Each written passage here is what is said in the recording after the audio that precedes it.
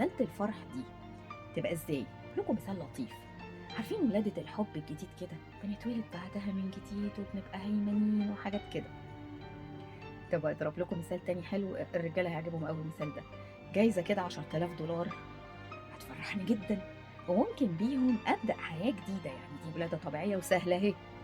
إنما بقى جايزة $1,000,000 دي زلزلة وعالية أوي وسعيدة من قوتها، ممكن ناس تموت على فكرة من الفرحة وناس تتولد من جديد.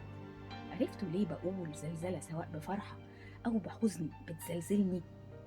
ممكن مثلا ولادة حفيد ليا، طب ما أنا شايفة بنتي حامل أهو يا ناس، بس لحظة ولادة حفيدي دي ولادة جديدة ليا، تم التمهيد لها وممكن بعد الشر بنتي تتعب شوية في الحمل، نهمل فيها شوية، نطنش، نخاف، وأقول استر يا رب وأنا بحلش حاجة، وتكون الولادة طبيعية بس موجعة وصعبة، وتغيرنا كلنا ونتولد من جديد مع الطفل.